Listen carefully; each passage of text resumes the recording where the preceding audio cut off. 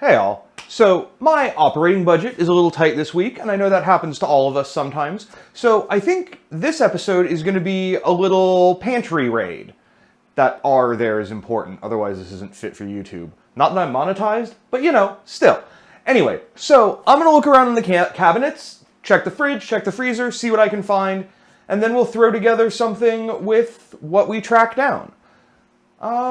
Let's get started. All right, some linguine. Seems like a good starch base. I've got some red curry paste. All right, so curry and noodles. Looks like we're going kind of Asian.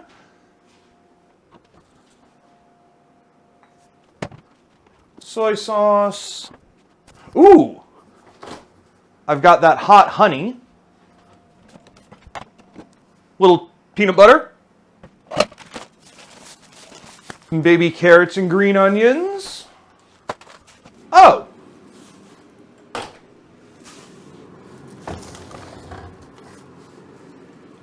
The pate incident.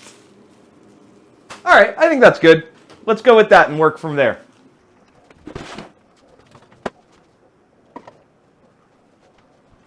Now that we're set up a little better, a little more functionally, I forgot I had an egg, so I've got one egg. We'll soft boil that. Should be tasty. But yeah, I think I've got water going for the egg and for the pasta. I'm gonna chop up the green onions,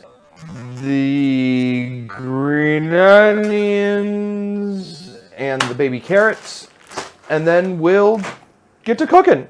It's gonna end up being kind of a stir-fry noodle dish, I guess. But yeah, should be tasty. And as far as veg prep, we're just gonna cut the carrots down to slightly smaller pieces with more surface area so that they will, take on a little bit of color, will cook a little faster. Like I said, we're just working with what we've got.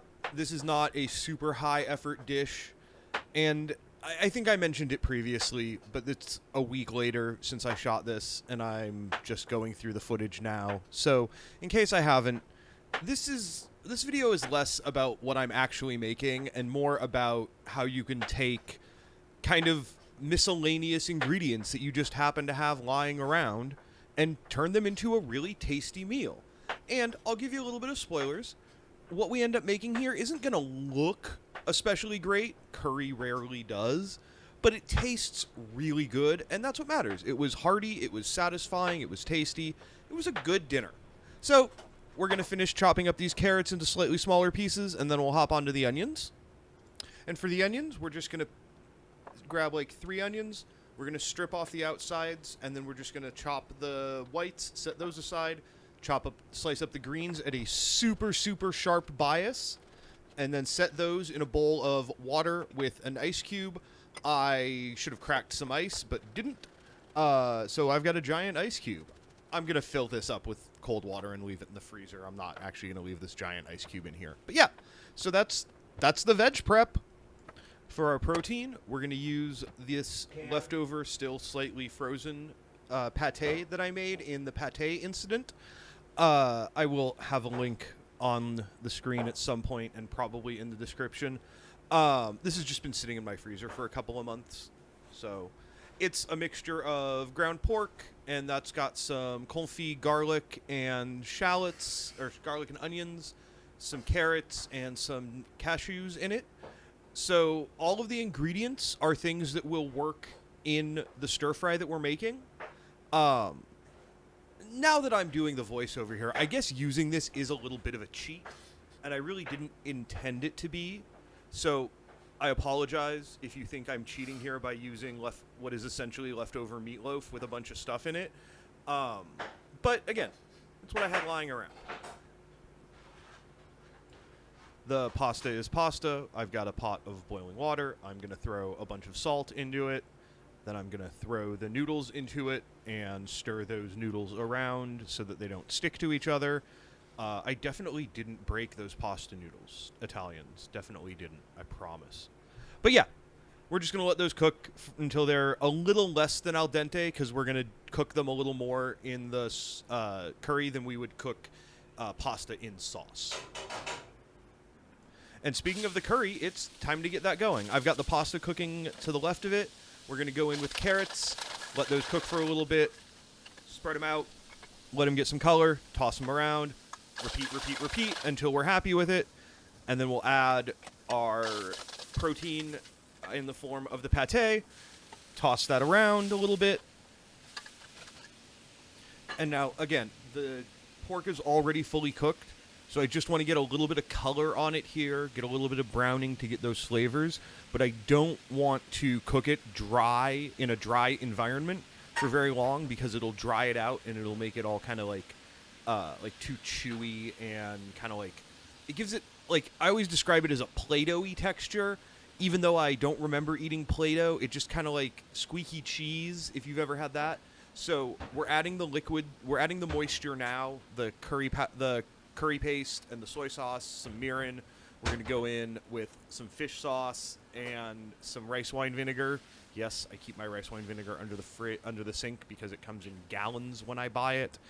I buy a lot of vinegar. Don't judge. Or do, but tough luck. Anyway, so we're going to get that going, stir it all around, get it mixed up, and then we're just going to cover it and let it simmer for like 10-15 minutes till the carrots are cooked through. And while we wait for that to simmer, I'm going to go ahead and make some spicy peanut sauce. Spoilers, a whisk was the dumbest possible idea to get peanut butter out of a jar. I don't know what I was thinking. But yeah, so I'm just eyeballing. All of these recipes are, all of these quantities are eyeballed. I'm just winging it here. So some peanut sauce, or some peanut butter, some fish sauce, some soy sauce. These are all the things I use when I make peanut sauce anyway. Some mirin. The only thing I'm missing is lime juice, actually, and a little rice wine vinegar in there, some sesame oil, make it a little richer. And then I'm finding yet another use for that hot honey I made. This was just local honey and a bunch of extremely spicy scorpion peppers. So, yeah, we're going to drizzle that in, and then we'll get this all whisked up into a nice saucy sauce consistency. I don't know. That was fun.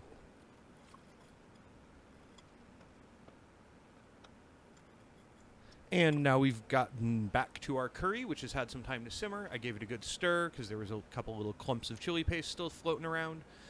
And we're just about ready. So we're going to add the green onions, give it a few more tosses, give it a last few little bits of seasoning. Obviously, we're going to add our noodles. And I already added a little bit of pasta water. I don't remember if I left that in or not, but yeah. So noodles in, give it a good toss, and yeah, I think our pantry raid is just about complete. And plating for this is unsurprisingly also very simple. I'm just going to use some tongs, add some noodles, add some of the other stuff, drizzle the peanut sauce over the top, and then we're going to be good to go. Let's give it a taste. I don't know about you, that looks pretty good, yeah? Alright, well, our egg didn't work out, but sometimes that's just the way the cookie crumbles. I'm mixing metaphors. Anyway, let's try this. Is this traditional anything? Nah, it's not traditional anything. It's just kind of some stuff I had lying around. You've probably got stuff lying around too. Let's see how this tastes. It's hard to go wrong with noodles, right? Nice. Nice and spicy, which for me is good. If you didn't like spice, just don't put spice in your leftover stir fry.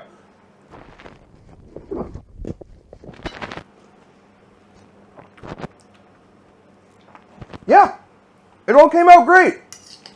Like I said, it's not traditional anything, but it doesn't need to be. Sometimes you just want a tasty bowl of food. Anyway, let me know what you make out of your leftovers.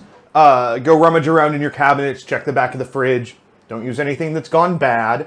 But yeah, post it on social media and tag me. Find all my socials in the comments. I love seeing what people cook regardless. And of course, thanks so much for watching, and thank you for your support. You can find me, like I said, social media is in the description. There's a Twitch and a Patreon.